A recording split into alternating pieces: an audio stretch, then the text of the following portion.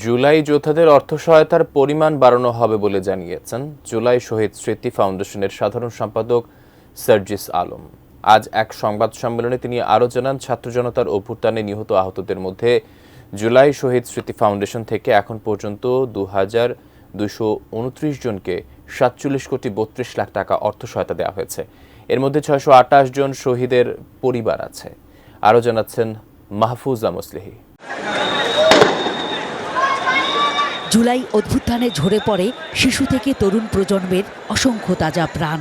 হাসপাতালে হাসপাতালে চিকিৎসা নিচ্ছে আহত অনেকেই। তাদের পাশে দাঁড়াতেই জুলাই শহীদ স্মৃতি ফাউন্ডেশন। এক সংবাদ সম্মেলনে জুলাই স্মৃতি ফাউন্ডেশনের সাধারণ সম্পাদক সার্জিস আলম জানালেন, গঠনের পর ফাউন্ডেশনের তহবিলে এ পর্যন্ত জমা হয়েছে মোট ১০৯ কোটি ২০ লাখ টাকা। এখন পর্যন্ত আমাদের ফাউন্ডেশনে আর্থিক সহযোগিতা এসেছে ১০৯ কোটি ২০ লক্ষ।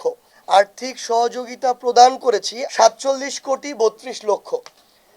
আমাদের ফান্ডে এখন পর্যন্ত রয়েছে প্রায় ৬১ কোটি টাকার মতো। কিছুদিনের মধ্যেই অর্থ সহায়তার পরিমাণ আরও বাড়ানো হবে বলেও জানান তিনি। অলরেডি আমাদের সিদ্ধান্ত হয়েছে একটা, শহীদ পরিবার এবং আমাদের আহত যোদ্ধাদের জন্য কর্মসংস্থানের ব্যবস্থা করা, যাদের প্রয়োজন সম্মানী ভাতার ব্যবস্থা করা এবং ফাস্ট ট্র্যাক যে চিকিৎসা সুবিধা, যিনি আমার আহত যোদ্ধা এবং শহীদ পরিবার তাদের জন্য আজীবন অলরেডি কার্ড করা হচ্ছে ফাস্ট ট্র্যাকের। জুলাই ফাউন্ডেশনের অর্থ নিয়ে যাতে কোনো প্রশ্ন না ওঠে সেজন্য আরও যাচাই বাছাই চলছে বলেও জানানো হয় সংবাদ সম্মেলনে।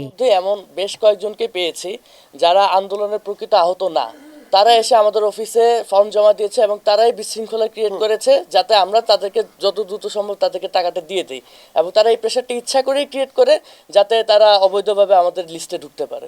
Mahfuza Muslihi, ATN news, Dhaka.